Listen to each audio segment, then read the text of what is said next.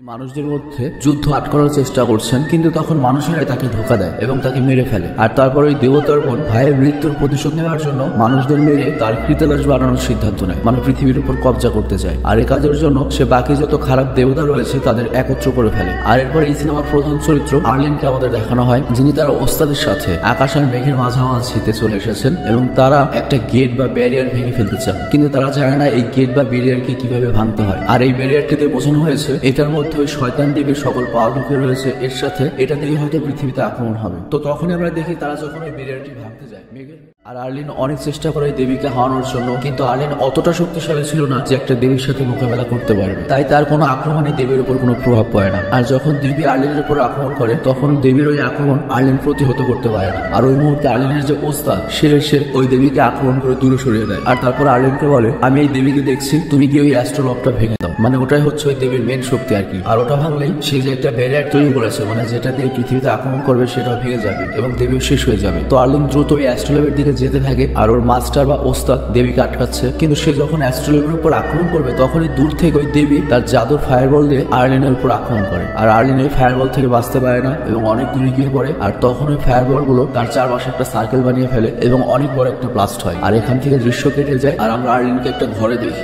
সে চিনতে পারছে না এই জায়গাটা কোথায়। আর সে যখন বাইরে আসে সে বুঝতে পারে এটা একটা গ্রাম। আর তারপর সে এটাও বুঝতে পারে এই গ্রামের লোকেরাই হয়তো তাকে খুঁজে পেয়েছে। আর আমরাও বুঝি নেই যে আর্লিনের যে ওস্তাদ ছিল সে হয়তো মারা গিয়েছে, আর আর্লিন হয়তো সেখান থেকে কোনো মতো পিছিয়ে ফিরেছে। তো যাই হোক, তখনই হঠাৎ করে আকাশ অন্ধকার হতে শুরু করে। আর তখন আমরা একটা মেয়েকে দেখি যার যেতে হবে। তো রাজকন্যা মন যখন এই ক্যারেজে বসবে তখনই ওর ভাই একটা দড়ি দিয়ে পেছনে টেনে নেয়। মানে বুঝতে পারছেন ভাইয়ের সামনে আর বোনকে মারা যায়। আর এর সাথে বোনের ভাই সবাইকে বলে দেয় তারা ওই দেবীর জন্য স্যাক্রিফাইস করবে না, তারা লড়াই করবে এবং সে তার বোনকে বাঁচাবে। আর এটা বলে সে ব্ল্যাক মাস্ক করা লোকদের সাথে লড়াই করতে থাকে। আর তখন ওই লোকেরা রেগে যায়, যার কারণে তারা তাদের আসল রূপে ফিরে আসে। আর আমরা দেখি তারা ভয়ানক রূপী একটা ডেমন। তো ওই ডেমন দেখে সবাই যার যার মতো পালিয়ে যাচ্ছিল এবং প্রাণীগুলো সবাইকে মারছিল, আকাশের দিকে ছুটছিল। আর মন ইচ্ছে করলে পালাতে পারতো, কিন্তু ওই মুহূর্তে সে একটা ছোট বাচ্চাকে রাস্তায় বসে থাকতে দেখে। আর মন তখন ওই বাচ্চাটিকে বাঁচানোর জন্য তার কাছে যায়। আর এদিকে আমরা দেখি ওই ডেমনটা মনকে মারতে আসছে, কিন্তু ওই ডেমনটা মনের উপর আক্রমণ করার আগে এই সিনেমার হিরো আর্লিন সেখানে চলে আসে এবং আর্লিন ওই ডেমনকে একটা সুপার পাঞ্চ মারে। আর যার ফলে মনস্টার বাতাসে গিয়ে অনেক দূরে পড়ে। আর তারপর সব ডেমন সেখান থেকে চলে যায়। আর এরপর মন দ্রুত ওঠে,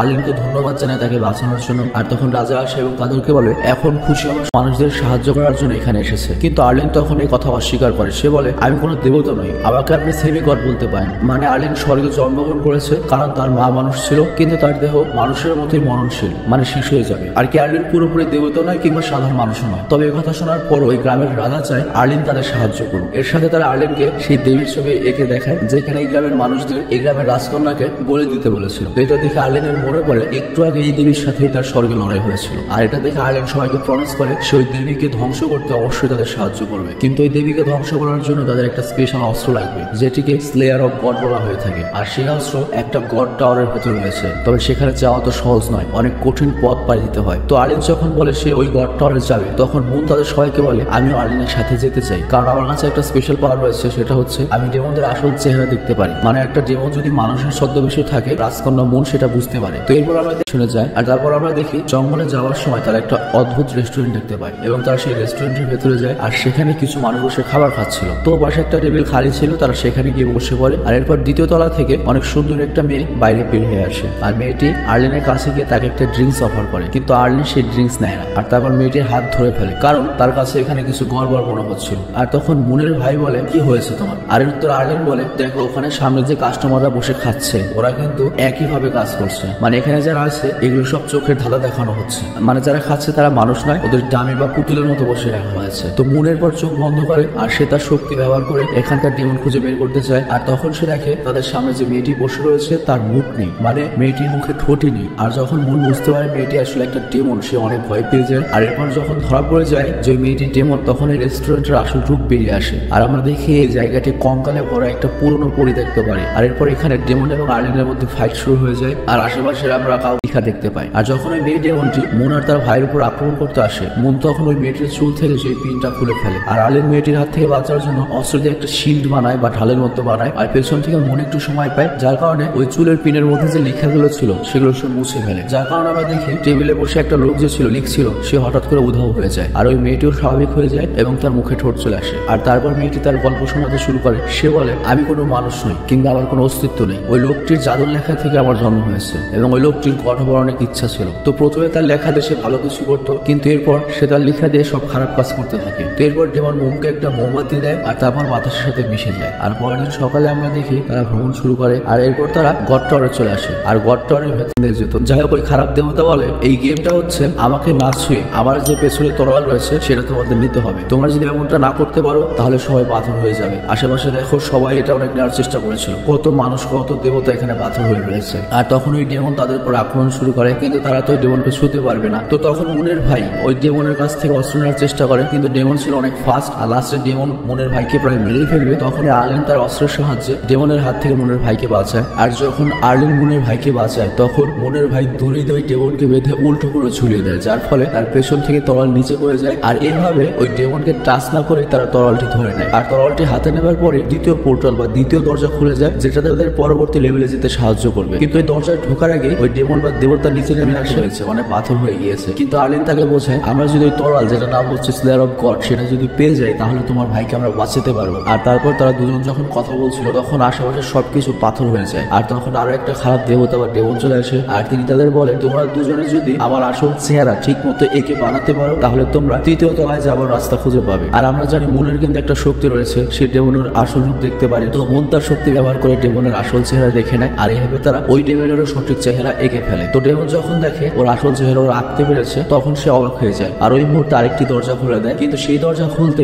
এখানকার সব জিনিস ধ্বংস হতে শুরু করে। আর যখন আর্লিন আর মুন সেই দরজা পর্যন্ত পৌঁছায় তখন আর্লিন সেই দরজায় ঢুকতে পারলে মুন সেখানে মানুষের মতো মনে হচ্ছে, কিন্তু পুরোপুরি মানুষ নয়। আর এটাকে যদি আর্লিন হারাতে পারে তাহলে সেই স্লেয়ার অফ গড নামে অস্ত্রটি পেয়ে যাবে। তো তারপর আর্লিন সবার আগে তার অস্ত্র দিয়ে আগুন বের করে, কিন্তু এই আগুন দিয়ে ডেমনের উপর কোনো প্রভাবই ফলে না। আর তারপর আর্লিন তার উপর বৈদ্যুতিক আক্রমণ করে, কিন্তু ওই বৈদ্যুতিক ওয়েভ ধরে ওই ডেমন উল্টো আর্লিনকে দূরে ফেলে দেয়। কিন্তু আর্লিন পরাজয় মেনে নেয় না, সে তার সকল অস্ত্রগুলো একসাথে করে ডেমনের উপর আক্রমণ চালিয়ে যায়। কিন্তু ওই ডেমন আক্রমণ থেকে বেঁচে উল্টো আর্লিনকে মেনে দেয়। আর এক সময় মনে হয় আর্লিন পুরো হেরিয়ে যাচ্ছে, তার ভেতরে এত শক্তি নেই যে ওই ডেমনকে হারাতে পারবে। কিন্তু তখন তার মনে হয় এখানে আস্তে আস্তে সে তার অনেক বন্ধু বান্ধবদের হারিয়েছে, যেমন মুনকে হারিয়েছে, মুনের ভাইকে হারিয়েছে এবং সিনেমার শুরুতে আমরা দেখেছি সে তার ওস্তাদকেও হারিয়েছে। তো এই জন্য সে চায় এটাকে তাকে অ্যাচিভ করতেই হবে, মানে স্লেয়ার অফ গড তার অর্জন করতেই হবে। আর সেটা যদি সে না পায় তাহলে পুরো পৃথিবীর মানুষ ওই খারাপ দেবীর গোলাম হয়ে থাকবে। তো এটা ভেবে সে আবার উঠে এবং চোখের নিমিষে সে অস্ত্র দিয়ে ওই ডেমনকে মেরে ফেলে। আর তখন এই ডেমন উধাও হয়ে তার অস্ত্রের মধ্যে ঢুকে যায়, যার কারণে অস্ত্রের শেপ পরিবর্তন হয়ে যায়, মানে আগের চেয়ে আরো অন্যরকম হয়। তারপর মুনের ভাই বলে ও আমাকে পাথর বানানোর পর আমার সাথে আমার ফাইট করেছিল এবং আমি ওকে হারাতে সক্ষম হয়েছি। আর ওকে হারানোর ফলে ওই ডেমনের যে অস্ত্র ছিল বা পাওয়ার ছিল সেটা আমি পেয়ে গেছি। আর তখন মুন বলে ওই ক্রিস্টাল বা সাদা পাথরের ডেমনকে হারানোর পর ওর টেলিপোর্টেশনের শক্তি আরো চলে এসেছে। টেলিপোর্টেশনের শক্তি মানে হচ্ছে এক জায়গা থেকে আরেক জায়গায় চলে যাওয়া। আর এর সাথে আর্লিন বা নায়ক তো স্লেয়ার অফ গডই পেয়েছে। তো তারা যখন আনন্দ উপভোগ করছে তখন ওই টাওয়ারটি ভাঙতে শুরু করে আর তারা দ্রুত বাইরে বের হয়ে আসে। আর তারা বাইরে আসতে সেখানে সেই খারাপ দেবী চলে আসে, যার সাথে সিনেমার শুরুতে আর্লিনের লড়াই হয়েছিল। আর ওই খারাপ দেবী তাদের এই কথা বলে ধন্যবাদ দেয় যে এই টাওয়ার ধ্বংস করে আমার অনেক উপকার হয়েছে, কারণ তোমরা কষ্ট করে টাওয়ার ভেঙে স্লেয়ার অফ গড নিয়ে এসেছো আর এখন এটা ইজিলি তোমাদের কাছ থেকে আমি নিতে পারবো। আর এই কথা বলে সে সেখান থেকে উধাও হয়ে যায়। আর তারপর আর্লিন দ্রুত মুনের টেলিপোর্টেশন পাওয়ার ব্যবহার করে সে দেবীর পিছু নেয়। আর এখানে তারা তিনজন মিলে অস্ত্রতে আক্রমণ করে, কিন্তু মুন এখানে তার সমস্ত শক্তি ব্যবহার করে অস্ত্র থামানোর চেষ্টা করে। কিন্তু মুনের এই পাওয়ার ওই অস্ত্রের সামনে কিছুই ছিল না, আর উল্টো আর্লিনকে বাঁচাতে গিয়ে মুন নিজেই মারা যায়। আর এখানে মুনের মৃত্যুতে আর্লিন অনেক কষ্ট পায়, কারণ সে মুনকে অনেক পছন্দ করতে শুরু করেছিল আর তার নিজেকে অনেক অসহায় মনে হয় যে তার প্রিয় জিনিসটাকে সে আগলে রাখতে পারলো না। তো মুনের মৃত্যুতে সে অনেক ভেঙে পড়ে এবং অনেক কষ্ট পায়, কিন্তু এই কষ্টই আমরা দেখি তার শরীরে আরো শক্তি হিসেবে ট্রান্সফর্ম হয় আর সে পুরোপুরি গড হয়ে যায় এবং তার কপালে তৃতীয় চোখ চলে আসে। মানে এখানে আমাদের বোঝানো হয়েছে কষ্ট একটা শক্তি। তো যাই হোক, তখন আর্লিন অস্ত্র উঠিয়ে সেই খারাপ দেবীর কাছে যায়, যেখানে ওই খারাপ দেবী বারবার তার অস্ত্র দিয়ে আর্লিনের উপর আক্রমণ করে। কিন্তু এখন আর্লিন এত বেশি শক্তিশালী হয়ে গিয়েছে যে সে দেবীর সকল আক্রমণ থেকে বাঁচতে পারছে। আর এটা দেখে খারাপ দেবী অনেক চিন্তিত হয়ে যায় যে আর্লিনের উপর তার কোনো আক্রমণের কেন প্রভাব পড়ছে না। আর তাই সে তার সমস্ত অস্ত্র একত্র করে আর্লিনের উপর আক্রমণ করে, কিন্তু আর্লিন এবারও দেবীর আক্রমণ থেকে বেঁচে যায়। আর তখন আর্লিন তার অস্ত্র দিয়ে জমিনে আঘাত করে, যার কারণে এখানকার সব জিনিস ভেঙে যেতে শুরু করে। আর তারপর আর্লিন সিনেমার শুরুতে দেখানো সেই অ্যাস্ট্রোলবের দিকে যায়, আর যখনই সে অ্যাস্ট্রোলব বের করে তখন সেখানে ওই দেবীর আরো দুজন বোন চলে আসে। আর আর্লিন দ্রুত তাদের মারার জন্য যায়, কিন্তু তারা তিনজন তাদের শক্তি একত্র করে নিজেদের অনেক বড় একটা গড়ে পরিবর্তন করে। আর আর্লিন তখন তার তৃতীয় চোখের শক্তি ব্যবহার করে ওই দেবীদের উপর আক্রমণ করে। আর তখন ওই তিনজন দেবী আলাদা আলাদা হয়ে নিচে নেমে আসে। আর যখন আর্লিন তাদের মারতে যাবে তখন এখানে অন্য কেউ চলে আসে। আর আমরা দেখি আর্লিনের সেই বৃদ্ধ মাস্টার সে মারা যায়নি, আর সেই তিনজন গড বা দেবীকে পেপারে সিল করে দেয়। মানে এরকম একটা সিস্টেম করে দেয় যতদিন পর্যন্ত তারা তাদের ভুল বুঝতে না পারবে বা ভালো না হবে সে পর্যন্ত তারা সেখানে আটকে থাকবে। আর তারপর আর্লিনকে তিনি বলেন তোমার তোমার কাছে এখন যত বেশি শক্তি রয়েছে